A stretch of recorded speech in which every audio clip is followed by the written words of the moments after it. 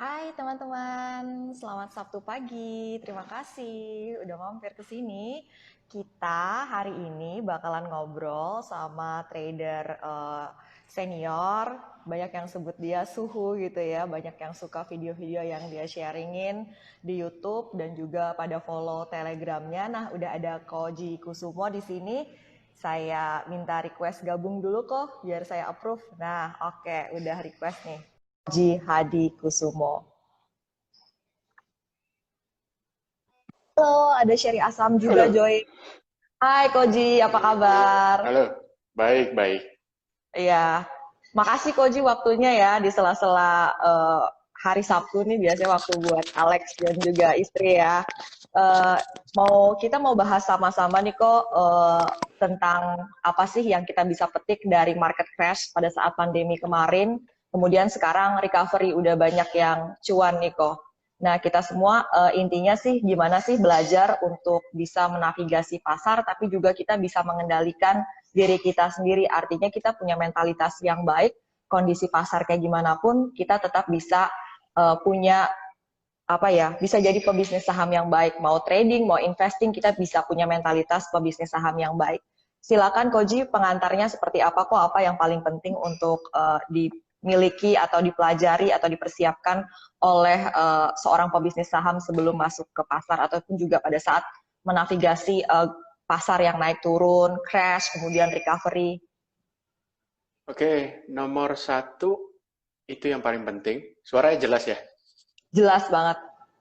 Oke, nomor satu yang paling penting itu adalah kita yang harus mengendalikan diri kita sendiri, karena itu satu-satunya yang kita bisa kendalikan. Pasar itu kita tidak bisa kendalikan. Ya, jadi orang selalu mindsetnya diputar balikan ya. Ibaratnya bandar bisa atur pasar. Ya terserah itu bandar. Duitnya banyak. Tapi kan bandar nggak cuma satu. Bandar itu banyak. Ya seperti itu. Jadi bukan cuma satu orang. Bandar itu ada banyak. Jadi yang penting itu kita harus kendalikan diri kita sendiri.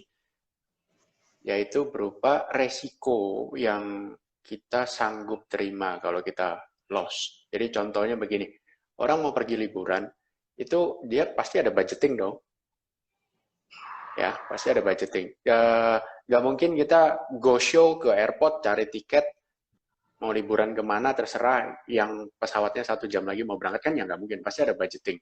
Sama trading juga begitu, kita open posisi kalau analisa kita salah dan kita harus kena stop loss, kita ruginya berapa, itu penting. Jadi misalnya dana ada 100 juta, satu posisi loss, kalaupun kena stop loss kita rugi 500.000 misalnya gitu. Nah itu kan sudah 0,5% dari total equity 100 juta ya, 500.000 itu. Itu kan kita bisa kendalikan. Berupa kita mau beli di harga berapa, stop loss di berapa, kalau loss nanti nominal maksimal kerugiannya berapa, berapa persen dari total equity, itu semua kita bisa kendalikan. Itu dulu, pasar itu nggak bisa dikendalikan. Jadi terserah dia mau naik, mau turun, terserah. Yang penting kita kendalikan diri kita sendiri.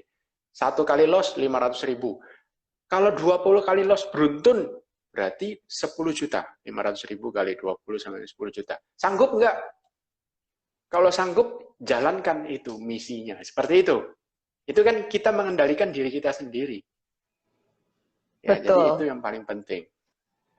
Oke, setelah kita mengetahui risiko seberapa dalam kita kuat menanggungnya, seperti itu ya kok, bekal-bekal apa nih kok yang perlu dipelajari untuk pebisnis saham pemula? Karena kita tahu kan, kita misalnya bicara fundamental, ada banyak rasio, ada banyak angka yang bisa dijadikan ukuran atau buat kita lihat. Kemudian soal teknikal juga ada banyak sekali, begitu banyak tools yang bisa kita pergunakan. Nah, kalau menurut Koji, apa nih basicnya dulu yang harus dimiliki oleh pebisnis saham? Oke, bisnis saham itu ada dua aliran, satu trader, satu ya kita bisa bilang investor lah ya. Nah ini yang banyak orang juga salah kaprah, jadi harus benar dulu. Trader itu kan untungnya dari mana? Selisih harga ya, capital gain, capital loss, seperti itu.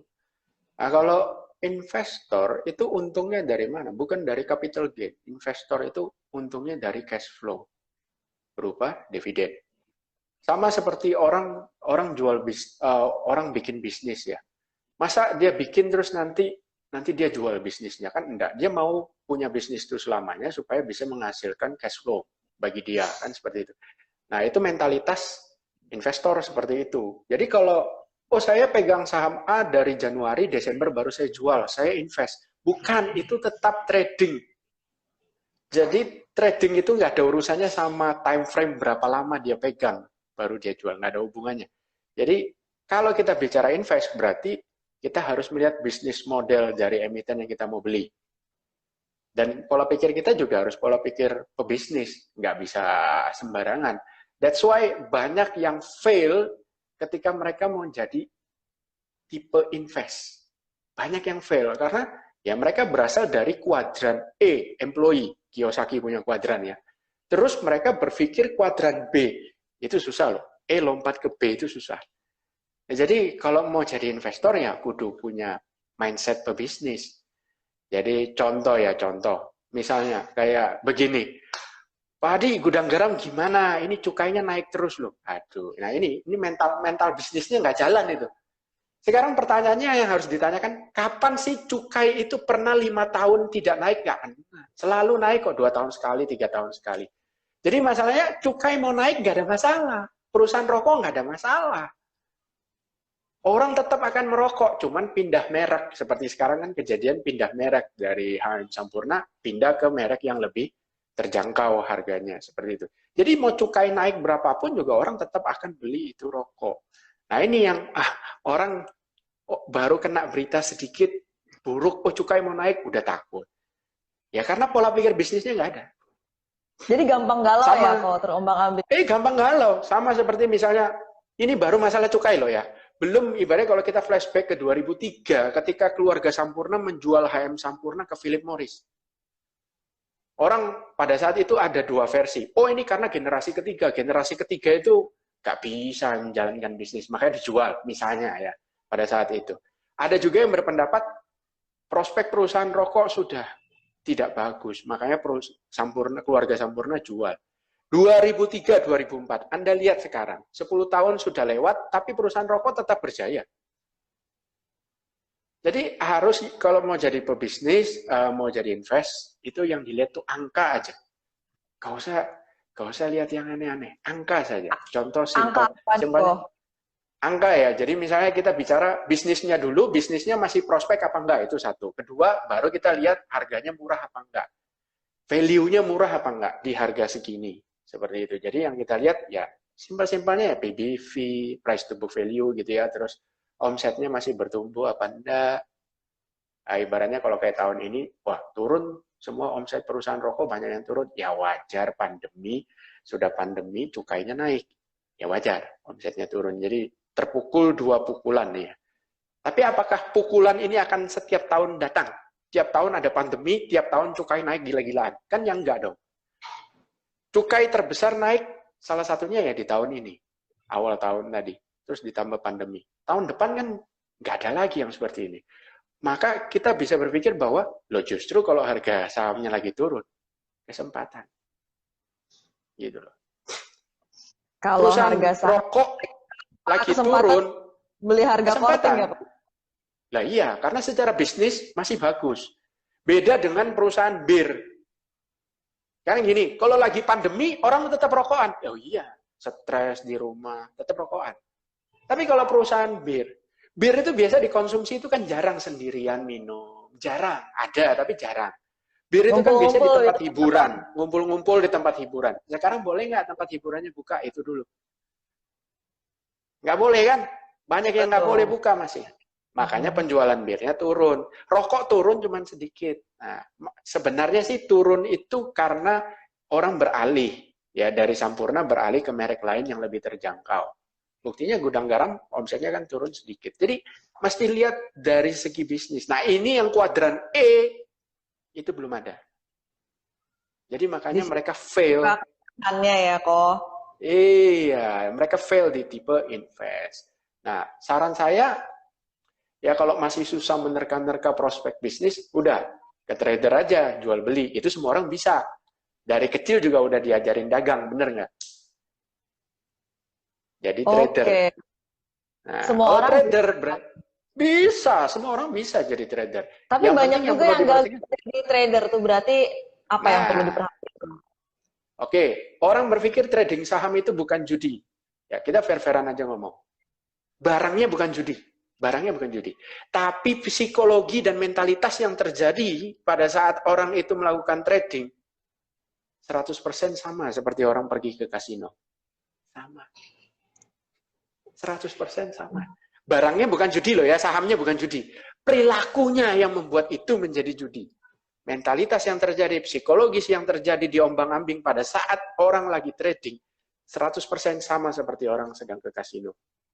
Gimana biar kita tuh trading saham, bisnis saham tuh nggak mentalitasnya judi kok. Jadi tetap bisa tenang kayak gitu. Kita tuh mau marketnya lagi crash, mau marketnya lagi recovery, banyak yang ngerasa ketinggalan kereta, kita tuh tetap oke, stick to plan aja, kita udah tahu kok gimana caranya gitu, gimana kok. Oke, simple. Simple banget. Di dalam kasino itu ada dua macam orang. Satu, orang yang cuman mau berjudi. Kalau menang dia sebenarnya nggak mikir. Ya. Sama yang kedua, orang yang mau menang. Yang kalau menang nggak mikir, itu sebenarnya dibagi jadi dua lagi. Satu, dia cuma datang, saya kalau uang ini habis nggak apa-apa. Have fun aja. Anggap aja lagi ke tempat permainan game anak-anak lah. Kan juga sama itu pakai koin. Itu biasanya ujung-ujungnya pulangnya menang. Biasanya. Karena udah nggak ada beban. Nggak ada beban. Oke.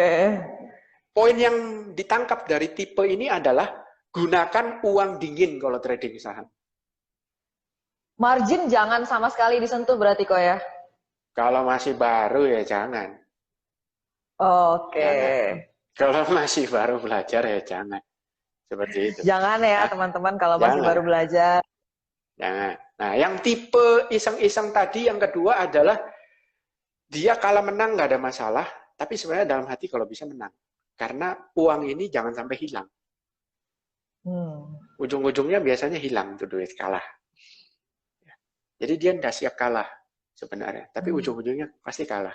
Nah, apa yang membuat dia kalah? Itu satu itu tadi ya, mentalitasnya udah uang ini jangan sampai hilang. Karena ini sayang kalau sampai hilang. Wah, sudah, biasanya hilang. Ya. Berarti Kedua, jangan dengan money that you cannot afford to lose berarti ya kok. yes, itu penting, betul.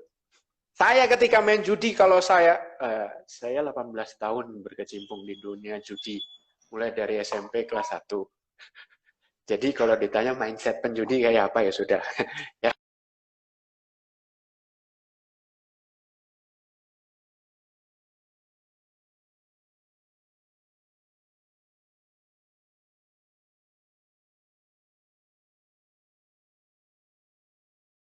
Ada 207 nih yang gabung sama kita, udah ada yang di Q&A juga.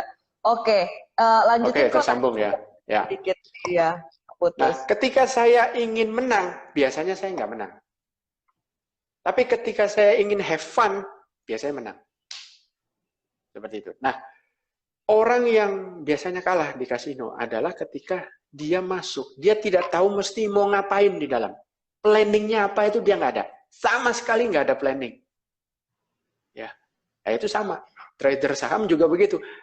Buka laptop, login ke OLT Sekuritas, mau beli apa itu nggak tahu. Tunggu marketnya buka. Kacau. Atau Impulsif berarti kelihatan. ya, atau cek-cek dulu deh di grup-grup saham ini lagi hot bahasa apa. Selesai itu, selesai. Nggak ada cerita itu.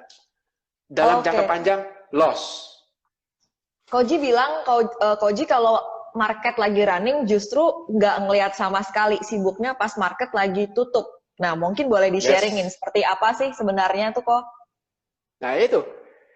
Hari Senin mau beli apa nih? Ya, hari Senin mau beli apa? Market close Jumat saya udah tahu. Jumat market close, saya udah tahu saya mau beli apa hari Senin. Belinya di harga berapa? Kalau nanti stop loss-nya di harga berapa? Saya udah tahu. Banyaknya berapa lot yang saya harus beli, saya udah tahu.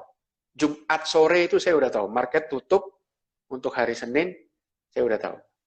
Berapa lot mau beli, saya udah tahu.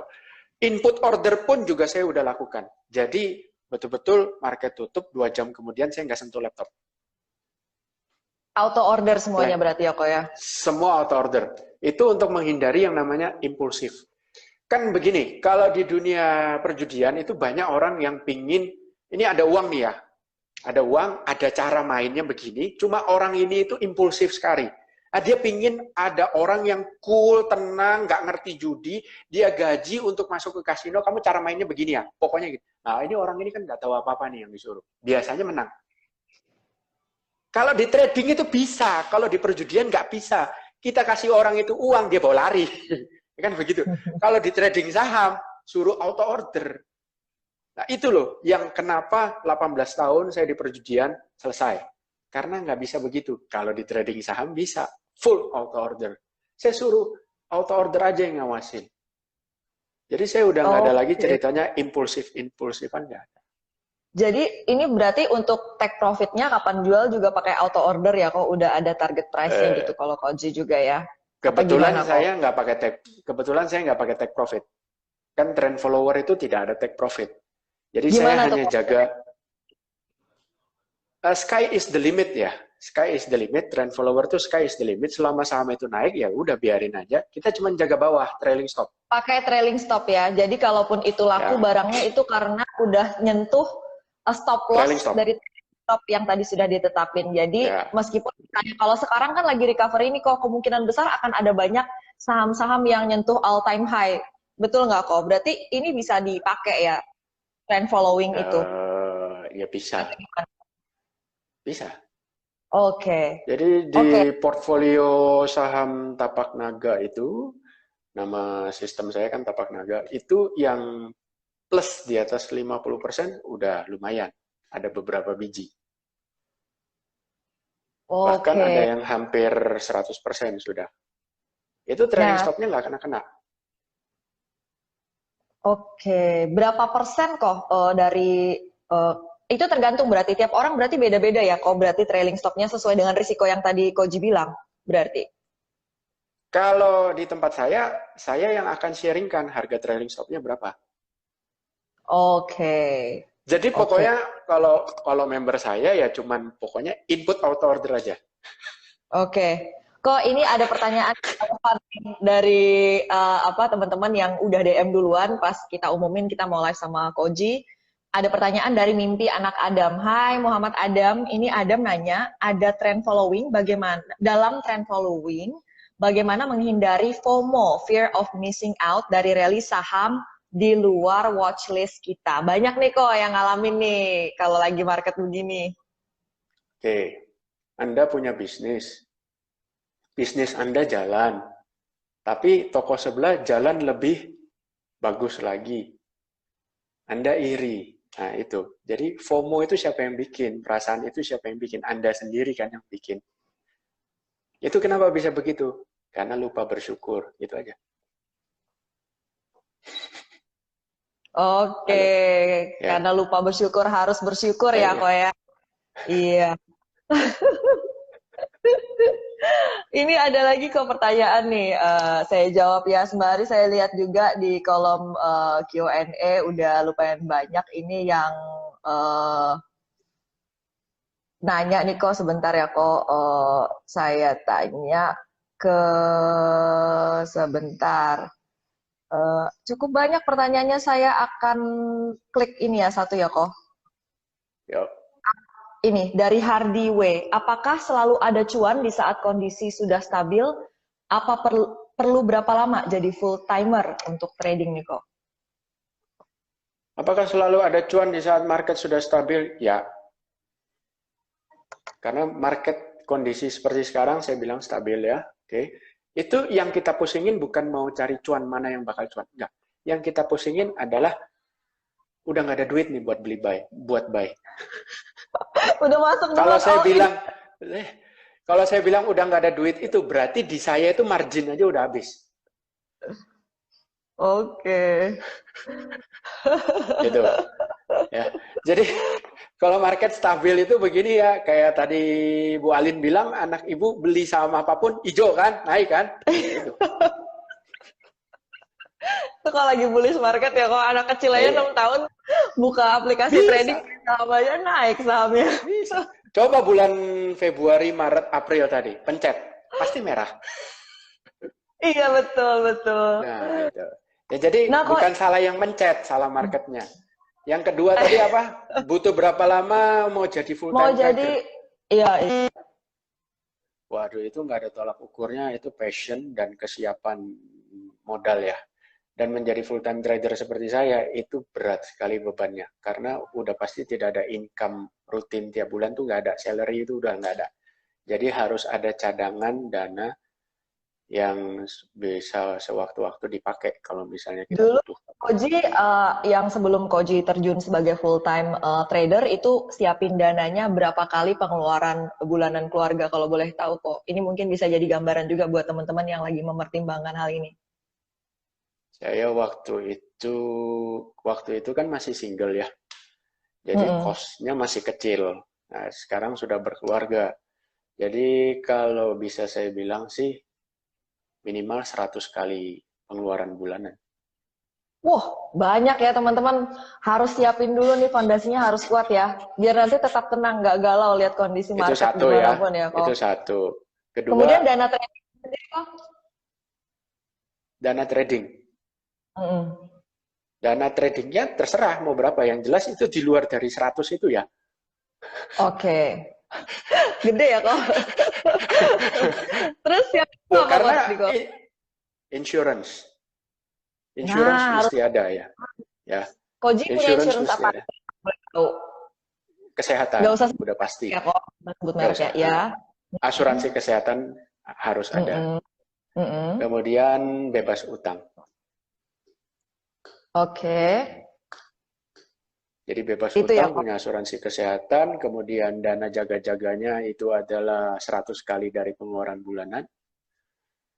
Nah, baru modal tradingnya ya terserah. Anda bisa hitung kira-kira pantasnya berapa. Karena Anda sudah punya dana jaga-jaga 100 kali modal trading, otomatis ya kalau bisa modal trading Anda setara dengan dana jaga-jaga itu. Nah ini jangan langsung impulsif juga ya ngeliat market lagi bagus. Pengen jadi full-time trader enak nih gitu kan.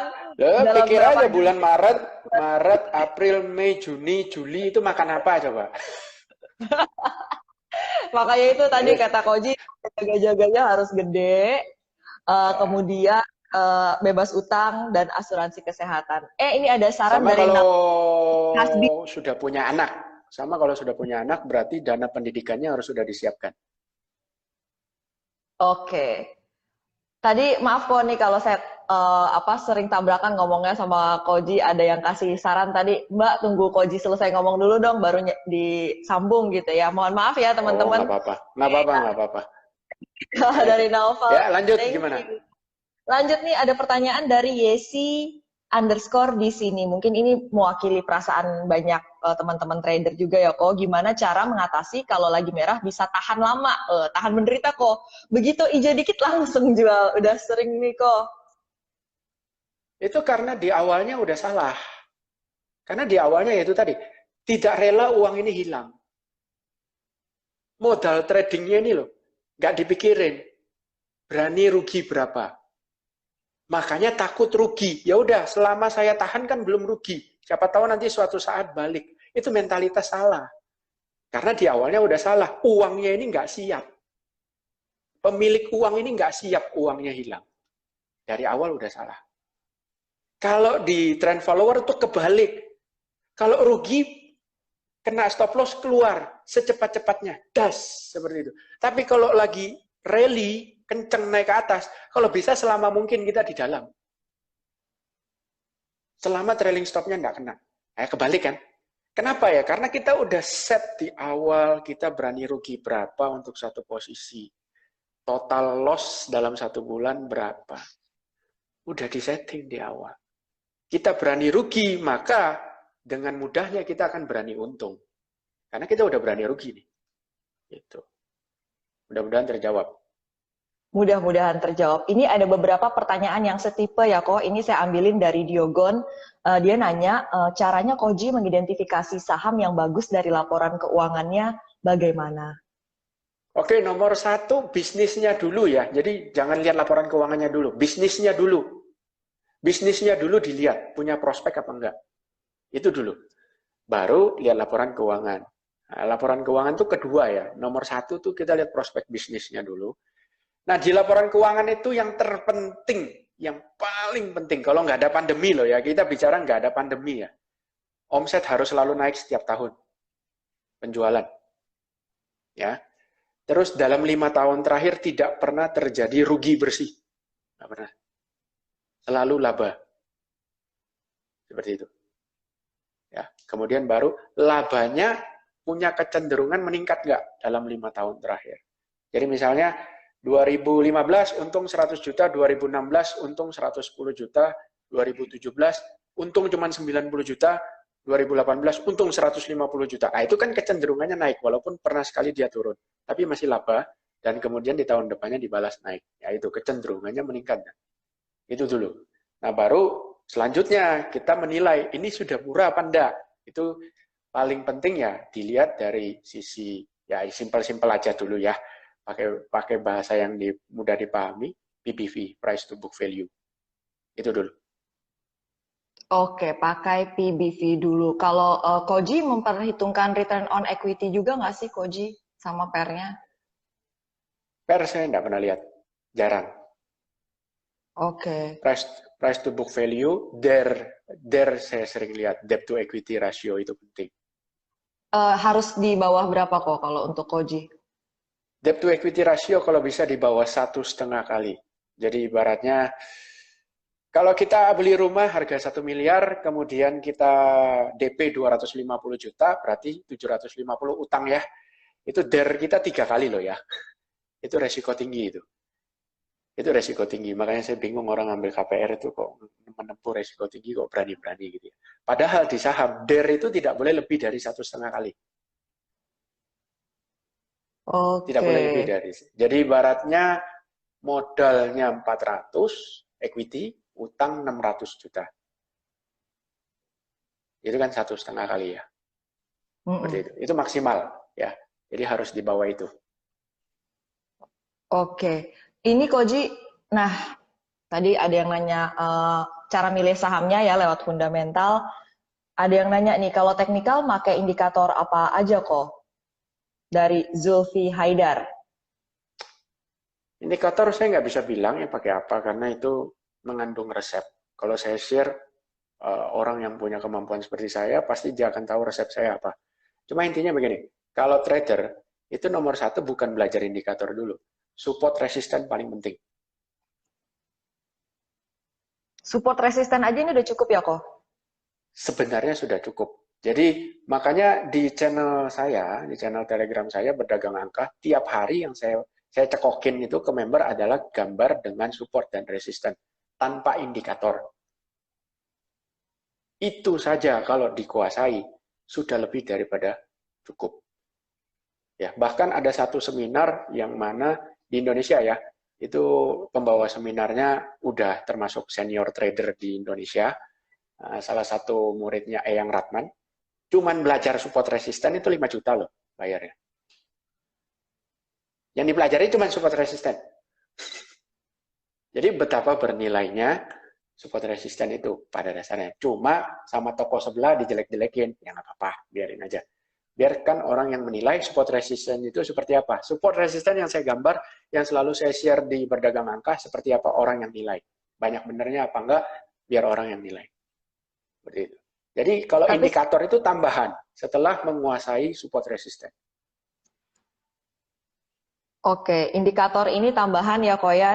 Jadi sebenarnya kalau buat pemula nih, asal kita ngerti cara pakai support resisten tuh sudah cukup banget ya kok untuk mengarungi pasar lagi kayak gimana pun kondisinya ya kok. Ya, lihat aja Telkom. Telkom waktu sebelum 2 minggu terakhir ini kan orang bingung, kok nggak naik-naik harganya. Lah wong resistnya nggak bisa ditembus, ya nggak naik. 2 minggu terakhir, semua resist ditabrak sama dia, naik. Nah, kapan belinya ya? Waktu break resist, kunci-kunci penting dari resistennya break, sikat. Nah, kapan nih masuknya kok? apakah kan misalnya sering nih kita kan misalnya koreksi dikit nih saham gitu, pullback dikit, udah keburu masuk, tapi kan abis itu akhirnya koreksinya sampai kapan nih koreksi gitu kan? Nanya-nanya mantulnya kapan? Ini kan sering juga nih dialamin oleh teman-teman trader biasanya. Nah, sebaiknya kalau untuk Koji sendiri itu tipsnya gimana sih masuknya misalnya kita tahu nih ada saham yang bagus gitu. Lagi trennya koreksi terus kayak Telkom tadi yang disebut oleh Koji kan orang tuh ada masuknya di beberapa level harga ya kok sampai di titik tertentu kemudian mantul dan kayaknya naik terus kuat. Nah, kalau Koji sendiri tipsnya nih kok masuknya itu di kapan? Nah ini Anda harus tentukan dulu Anda investor atau trader. Kalau Anda investor, maka berdoalah sekencang-kencangnya Telkom 2450. Begitu 2450, gadai sepeda motor. Turun lagi ke 2350, gadai mobil. Kan gitu. Turun ke 2000, gadai rumah. Nah, itu investor, pola pikirnya begitu. Tapi kalau trader terbalik. Kalau dia turun, ya ngapain dibeli? Wong momentumnya nggak ada. Kekuatan naiknya nggak ada, Mas. Ngapain dibeli? Belinya kapan? Waktu break resisten, terserah. Di situ boleh masuk. Atau sudah break, tunggu pullback, test support. Nah, jadi kan trader itu kan juga macam-macam ya.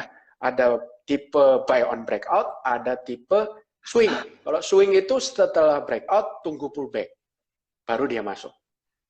Jadi makanya tentukan dulu nih, Anda ini di sisi mana, investor atau trader. Kalau trader, Anda mau trader buy on breakout atau trader pullback. Contoh kayak kemarin Adaro ya, Adaro breakout triangle pattern. Habis breakout, besoknya turun. Yang beli breakout pasti kecewa. Loh kok turun? Sedangkan yang beli pullback pasti senang. Oh, dikasih kesempatan. Makanya Anda tipe yang mana? Yang jelas kalau Anda mau beli breakout ataupun beli pullback, keluarnya juga mesti jelas nih kalau analisanya salah di mana stop loss-nya. Ya. Dan kalau sudah pakai stop loss, sudah menganalisa canggih-canggih apa segala macam, stop loss itu bukan cuma dalam pikiran. Stop loss itu pakai auto order. Kalau belum diinput di auto order itu namanya belum pakai stop loss. Nggak bisa cuma di benak aja ya, mau dijual harga segini nih kalau udah. Ya, gimana? Mau makan sama sudah pegang sendok makan suap ke mulut kan ya beda dong. Iya, kok ini ada yang nanya nih dari Rorihi, kok kalau trend following apakah kita perlu takut jika IHSG berbalik arah? Nah, keterkaitan antara saham dengan IHSG itu kayak gimana sih kok pandangan Koko juga ini terkait trend following? Ya. Kalau saya sekarang mikirnya gini, posisi pegang barang banyak, full margin, terus kalau besok tiba-tiba hari Senin nih, Senin IHSG merah 1% lebih, saya justru bersyukur, sangat bersyukur. Kenapa? Cash mulai masuk. Kan terjual dong, cashnya masuk. Pusing amat, gitu loh. Udah dibantu jual sama market kok. Kena trailing stop-nya satu persatu. Trailing stop ya, bukan stop loss awal ya. Kalau trailing stop kena itu cuan, kan gitu. Kalau stop loss itu rugi. Trailing stop adalah stop loss yang dinaikkan, di mana kalau harga trailing stop tersentuh, udah nggak ada rugi. Jadi kalau trailing stop kena, ya pasti cuan ya. Kenapa saya harus pusing gitu loh, kalau hari Senin market balik arah minus 2%, saya malah seneng. Cash masuk, margin, beban margin berkurang. Nah, gitu ya. Jadi Kenapa? teman-teman belajar lagi juga ya, bedain trailing stop sama stop loss tadi ya. Ya, itu kadang orang bingung di situ. Kok ada dua istilah ya, ada stop loss, ada trailing stop. Apa bedanya? Simpelnya begini, kalau stop loss itu kena, Anda rugi. Kalau trailing stop itu adalah stop loss yang level harganya sudah naik, di mana kalau itu tersentuh, maka Anda dalam posisi tidak rugi. Simpelnya gini contoh, beli 1000, stop loss 900. Lewat beberapa waktu, wah stop loss-nya kita naikin ke 950. Itu masih stop loss. Karena harga kita beli 1000. Kalau 950 kena, kita masih rugi kan? Nah, tapi begitu stop loss ini dari 950, kita bisa naikkan ke 1000. Kalau itu sampai tersentuh, kita nggak rugi dong. Break even kan? Ya, fee kita nggak usah anggap ya. Break even, itu sudah judulnya trailing stop. Menurut saya seperti itu. biar Oke, nggak bingung. semoga bisa memberi gambaran ya. Oh ya, teman-teman yang bertanya di kolom Q&A aja ya, biar nanti saya bisa munculin pertanyaannya ya, biar teman-teman yang lain juga bisa tahu nih pertanyaan yang lagi dibahas yang mana nih gitu ya.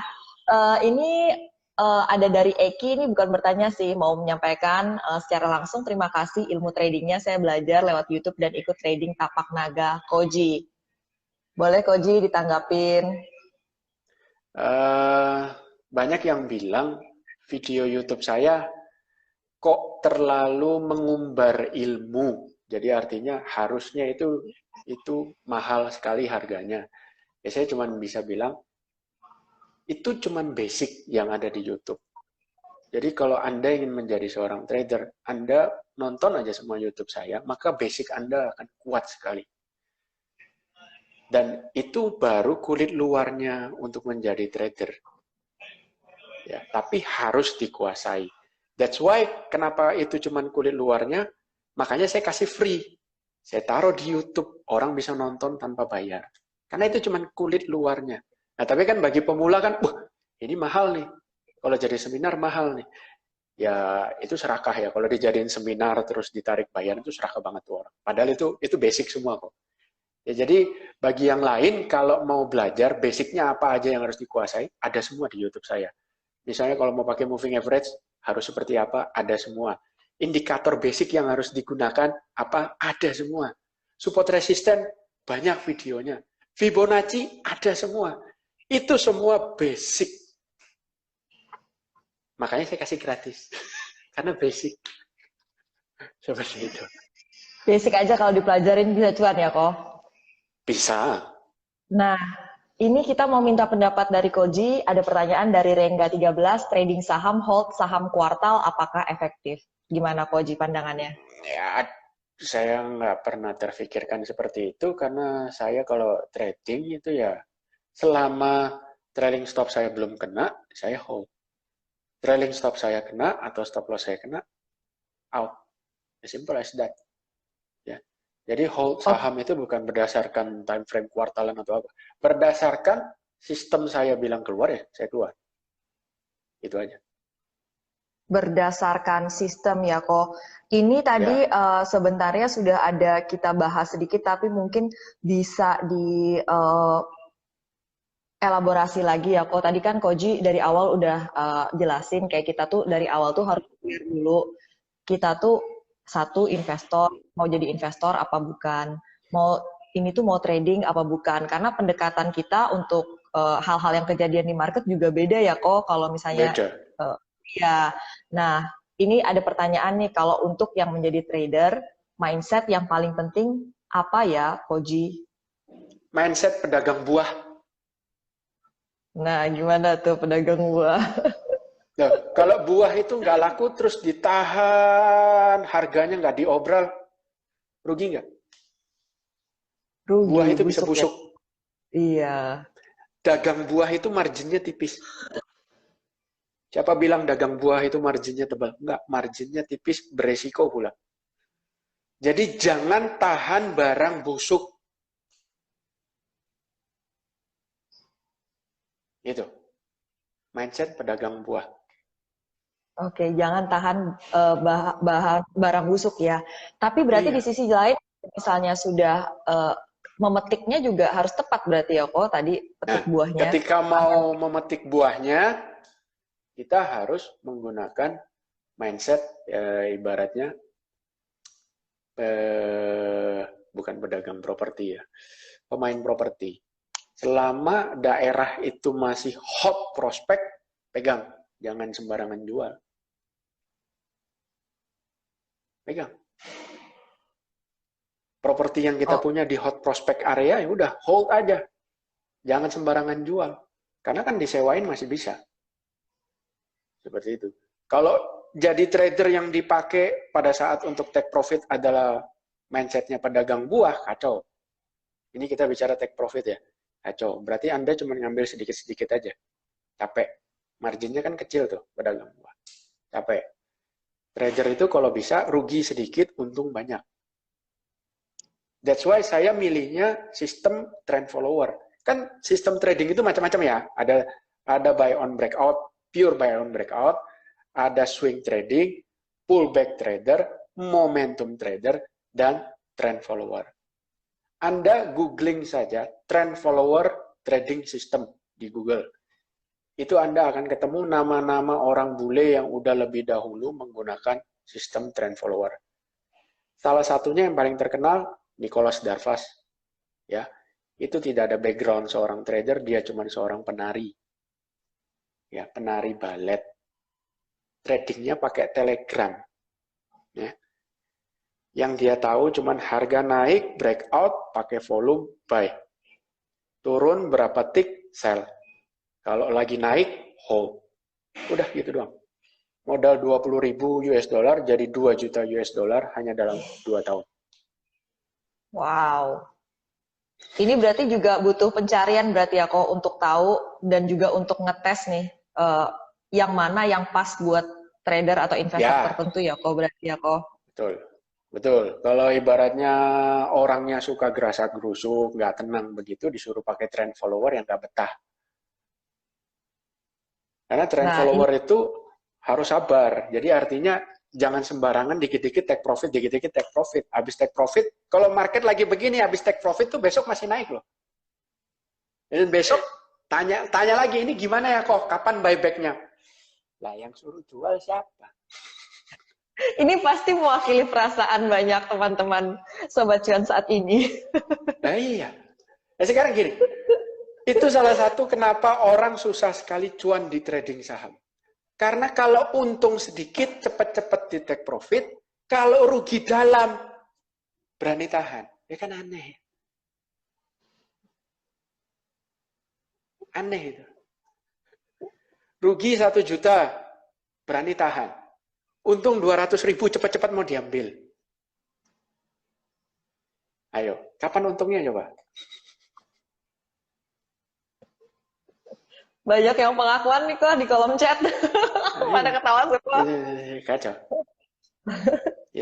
Itu kacau banget tuh. Sama kalau kayak penjudi juga begitu. Orang main judi, kalah banyak nggak mau pulang dari kasino. Nggak mau. Fight terus. Tapi kalau menang gitu kan, menang sedikit, kadang, ayo cepat-cepat pulang sudah. Padahal angin lagi bagus tuh. Nggak diterusin dulu sedikit. Pulangnya nanti aja ketika udah mulai kalah dikit, baru pulang. Ini angin lagi bagus, gas aja terus. Tapi kalau angin lagi jelek, kebanyakan orang itu maksa gitu loh. Nggak mau pulang. Gue mau fight, kurang ajar betul, uang saya diambil, gini-gini. Fight, gue KTM dulu ya, ntar ambil duit. Kacau. Itu, orang berani kalah tapi takut untung. Bedanya di trading saham itu cuma bajunya, ibaratnya baju dan suasana doang. Kalau ke kasino kan baju mesti rapi gitu ya. Kalau trader kan bisa di rumah pakai kaosan begini doang. Sebenarnya sama, orang trading saham itu mental dan psikologinya sama. 100% adalah kejadian yang ada di para penjudi. Cuma saham itu bukan judi. Yang bikin judi orang itu sendiri, ya. Tuh. Oke, itu dia ya. Aduh, seru banget tadi kok banyak yang ketawa-ketawa sendiri ya. Kok ini ada pertanyaan lagi nih kok dari Rifan Oki Vianus. Mengapa PBV penting kalau di bawah 1 belum tentu murah ya, Koji? Gitu. Sekarang gini, misalnya di sektor itu ada 3 emiten besar. Ya, 3 emiten besar. Emiten A kita lihat, PBV-nya di bawah 1 nih, 0,9. Emiten B dan C 0,3, 0,2. Itu pertanyaannya harusnya adalah begini. Lah, sektor ini kok PBV-nya rendah-rendah semua ya? Ada apa? Harusnya gitu dulu mikir. Ada apa? Apakah sektor ini sedang ditinggalkan? Nah itu. Jangan cuma 0,9 murah nih. Buy. Enggak bisa begitu pemikirannya. Makanya orang kira invest saham itu gampang. Enggak, banyak pertimbangannya. Tujuannya apa? Supaya nih contoh aja ya, contoh. Waktu bulan Mei itu kan BBRI dibanting habis-habisan ya. Dijuali sama asing tiap hari ya. Saya dengan PD-nya ngomong apa? Silahkan. Banting yang keras. Panik. Ya kan? Hancurkan harganya. Saya tampung. Lihat sekarang. Karena betul-betul dibedah dari sisi bisnisnya, laporan keuangannya. Kita tahu. Jadi harga semakin rendah, itu ngiler semakin ngeces. Bukan semakin takut, gitu loh. Ya, jadi jangan kayak toko sebelah nakut-nakutin, wah asing keluar gini, hash. Nah, sekarang nyesel kan, yang nggak berani tampung tuh nyesel. Nah sekarang yang udah berani tampung BBRI, ya cuman bisa senyum-senyum aja. Lumayan nih kalau buat anak cucu, gitu kan. Lumayan nih Coba. buat dana pendidikannya si Alex, misalnya gitu kan. Santai udah. Karena kita mesti Oh, tahu nih, kita bedah ya. Jadi bukan cuma PBV, banyak yang harus dilihat kalau mau invest, memilih suatu emiten tuh banyak pertimbangannya. Nggak semudah, oh ini prospeknya bagus, udah baik. Nggak semudah itu. Contoh lagi, di YouTube saya ada satu emiten yang saya bahas pakai analisa net value, ya, di mana itu total equity-nya dikurangi hutangnya, jadi total equity-nya dikurangi hutangnya, itu masih jauh lebih besar daripada market cap-nya pada saat itu. Itu murah banget perusahaan itu. Nanti coba dilihat di YouTube saya. Nah, sampai iya hari itu ini belum. ya kok belum terpecahkan ya itu ya. Nah, emitennya namanya Demas. Oh, sekarang berarti market cap-nya udah gede dong kok, udah Oh ini iya. dong. Nah, Iya. jadi lihat tanggal video itu diposting, cek ke chart harga Demas saat itu berapa, dan pada saat itu saya udah punya. Jadi Anda kalau tanya Demas saya udah cuan berapa persen, ya itu dari video itu dibuat sampai hari ini masih ada itu barang. Berarti jangan kalau teman-teman baru dengar sekarang mau ikut-ikutan gimana kok? Ya jangan, jangan. Ya, ini itu kebalikan bulan Mei ya. Kalau bulan Mei itu kita nafsu belanja. Doain ISG turun sedalam-dalamnya. Karena kita lagi cari barang. Banyak barang murah. Kalau sekarang ini barang udah pada tinggi-tinggi semua, harga lagi rally-rally kenceng, terus Anda baru pede mau ikutan beli buat invest. Salah timing. Ketinggalan kereta Salah. nggak sih kok? Kalau udah kayak gitu Ketinggalan. gimana kok? Kalau Ketinggalan udah kayak gitu kereta. gimana kok strateginya kok? Apa Trading aja. kumpulin dana dulu, nanti strike Ya. pada saat tepat atau kayak gimana? Pasti banyak nih. Trading aja. Fokusnya ke trading. Karena gini, value stock saya, barang-barang untuk jangka panjang saja. Saya yang under value. Itu portofolio value stock, itu saya baru terpakai kurang lebih sekitar 32% cash baru terpakai. Jadi masih ada 67% cash saya belum terpakai. Sampai hari ini. Untuk barang-barang under value. Ya. Apakah sayang? Ya enggak. 67% ini saya alihkan semua untuk tapak naga, trading, trend follower. Gitu. Jadi money Oke. never sleep. Money never Nah, sleep ini ya. ilmu banget nih ya, teman-teman ya. Ya. Jadi selalu Karena ada pada saat yang loh iya, siap. pada Maret, April, Mei itu kan tradingan susah ya. Dan terus terang incaran trend follower juga nggak banyak. Jadi pegang cash ini banyak nih yang budget untuk trading tuh cashnya banyak. Dialihkan kemana? Under value stock. Gitu loh. Jadi budgetnya dialihkan semua. Budget trading dialihkan untuk under value stock.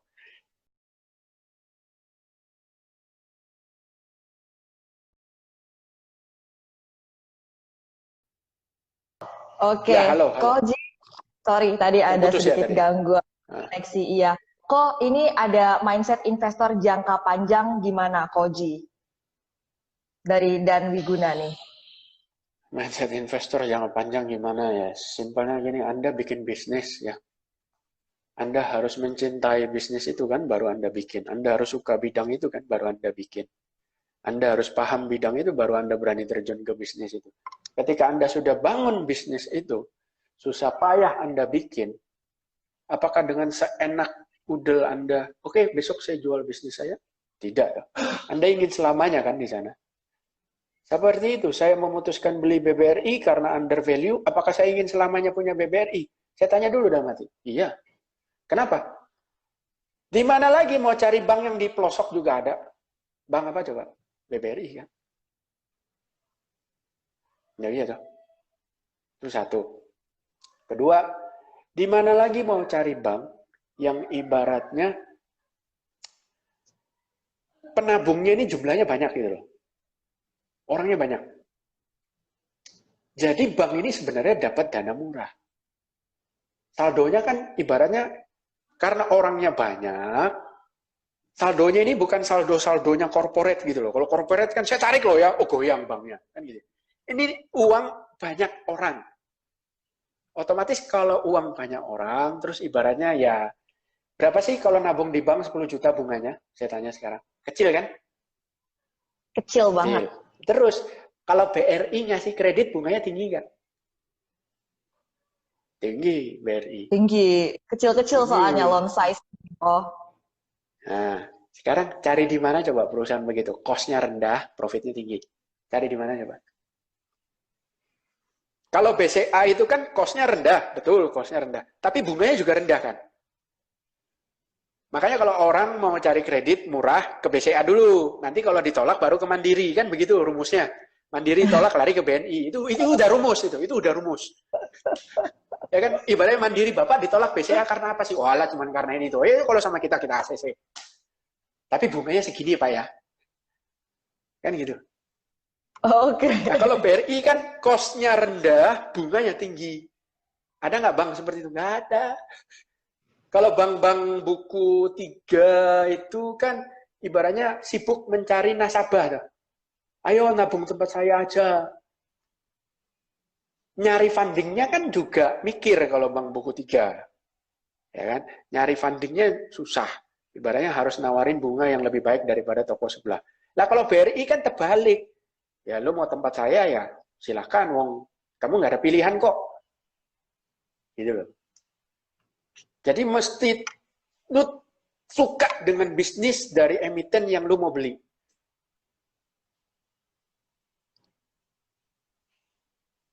Gitu ya teman-teman, Putus-putus ya. harus suka dulu. Enggak putus-putus kok. Saya takut Oke. nyela tadi. Ada yang Ya. bilang jangan disela dong kalau Koji ngomong gitu. Jadi saya nungguin sampai Koji benar-benar berhenti ngomong ya. Oke, ini Oke, lanjut. pertanyaan dari Dwi Ninta Widyastuti. Portofolio bagusnya isi berapa banyak emiten Kokoh? Dari pengalaman Koji sebenarnya seperti apa sih kok? Apakah itu memang sesuai kondisi market gitu? Ada berapa banyak di portofolio Oke. kita? Misalnya belum waktunya beli, ya udah nggak apa-apa. Misalnya masih sedikit emiten di portofolionya. Oke. Gimana sih kok pendekatannya? Kalau saya jawab misalnya pakai angka, maksimal 10 emiten, salah. Maksimal 20 emiten, salah. Maksimal 5 emiten, salah juga. Loh, kalau gitu maksimal 100 emiten, salah juga. Percuma saya bilang 20 emiten aja maksimal, tapi kalau Anda isi dengan 20 emiten kemudian harga sahamnya turun, Anda tidak stop loss, percuma. Ya kan? Jadi buah busuk semua itu. Terus kalau ada yang jawab 30 diversifikasi portofolio itu kalau isinya 30 emiten, salah juga. Percuma orang itu isi dengan 30 emiten, kalau dia nggak pakai stop loss ya tetap aja salah. Saya isinya per hari ini saya udah nggak tahu lagi dah, itu 40 lebih ada mungkin. Karena kan sudah full margin ya, margin aja udah full. Lu nggak takut tuh? Yang nggak takut karena saya udah kalkulasi ini semua kalau kena trailing stopnya atau kena stop lossnya, ruginya berapa? Oh masih sanggup saya handle, masih di bawah batas toleransi saya, nggak ada masalah. Jadi kalau ditanya berapa banyak sih emiten dalam satu portofolio, nggak ada jawabannya. Jawabannya kembali ke money management. Gitu. Oke, kembali ke money management. Tadi teman-teman yang baru mau mulai bisnis saham jangan ikutin Koji ya. Koji udah berapa tahun kok di market kok? Udah belasan ya kok. Maksudnya untuk 2004. itu loh. Oh jangan Ya, pakai margin, jangan. don't Jangan. try this Ya. at home ya. Ini for professional only. Don't try this. Ya. Don't ever. Don't. Kalau kalian liatin Don't. YouTube Koji, kelihatan banget Koji itu segala macam technical, fundamental, katam gitu, luar dalam ya. Jadi kalau beliau pakai margin nggak apa-apa guys. Tapi kalau kita jangan guys ya. Jangan. Kalau Jangan. Ya. Oke, ini dari Anita Susanto. Koji, trading hanya saham fundamental bagus atau apa aja yang liquid asal teknikalnya bagus? Ngecek akumulasi dan distribusi nggak, Koji? Trading hanya sama. Oh, kalau trading saya nggak lihat fundamental. Ya, yang penting emiten itu tidak punya track record cacat nama baiknya, nggak ada masalah. Mau perusahaan rugi juga nggak ada masalah kita tradingin, selama pakai stop loss. Ya, contohnya perusahaan cacat namanya itu gimana? Misalnya dia ada utang, jatuh tempo, telat bayar, itu udah cacat. Trading pun saya malas kalau di perusahaan seperti itu. Ya, saya nggak mau sentuh emiten itu. Ya, kemudian liquid atau enggak, ya sebaiknya liquid ya, tapi enggak perlu terlalu liquid juga. Justru saya kalau trading itu jarang yang LQ45. Jarang. Ya. Tidak ada BBRI, tidak ada Mandiri, tidak ada BNI, tidak ada Astra, tidak ada Telkom, tidak ada United Tractor di portofolio trading saya. Itu sudah pasti. Tidak bakal tidak ada Unilever di portofolio trading. Itu sudah pasti. Ya. Karena terlalu over big market cap. Market cap-nya terlalu besar, susah. Ya.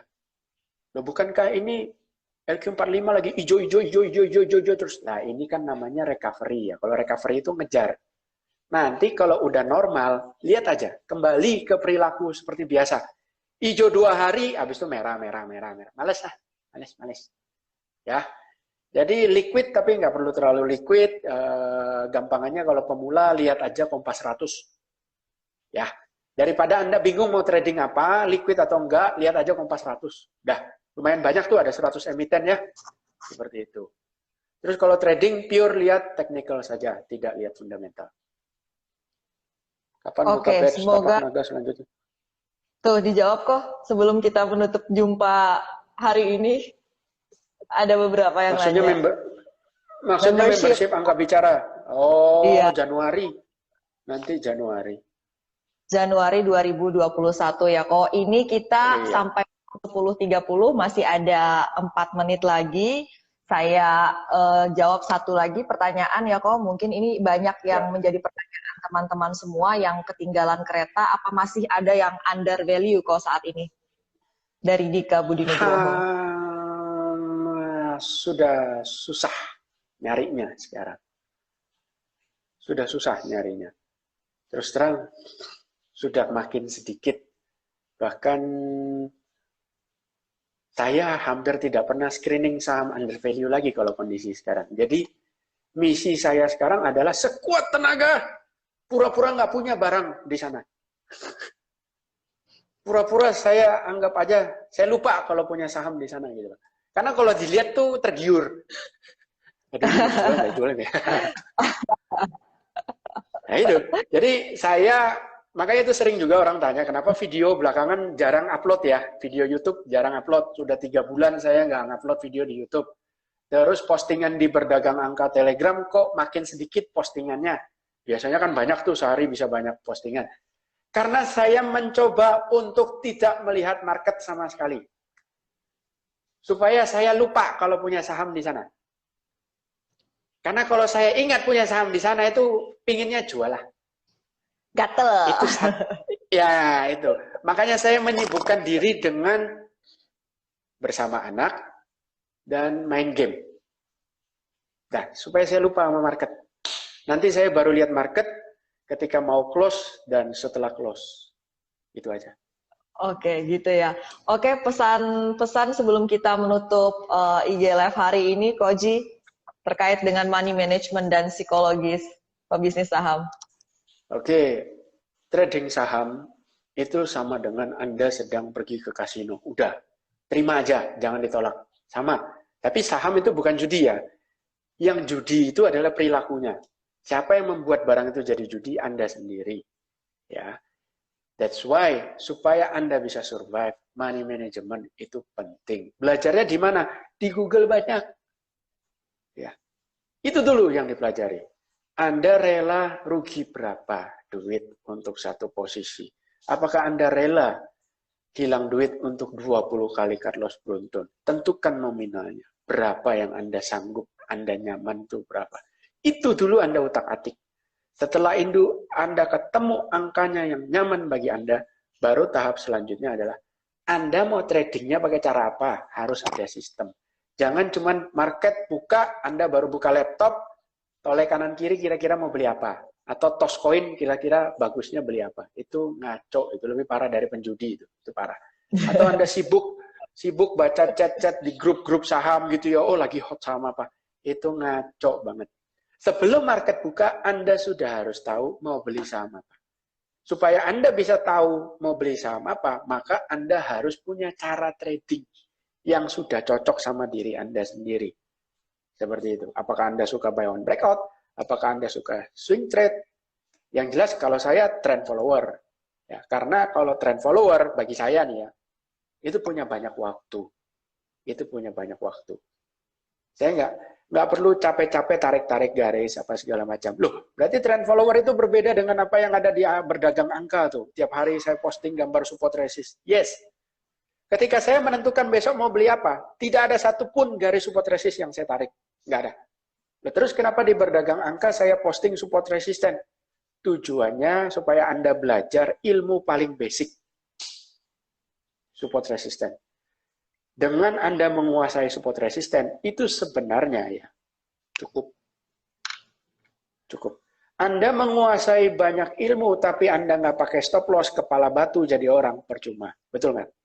Percuma. Nggak ada gunanya. Banyak kok mentor-mentor yang jago, tapi kepala batu sama stop loss. Banyak.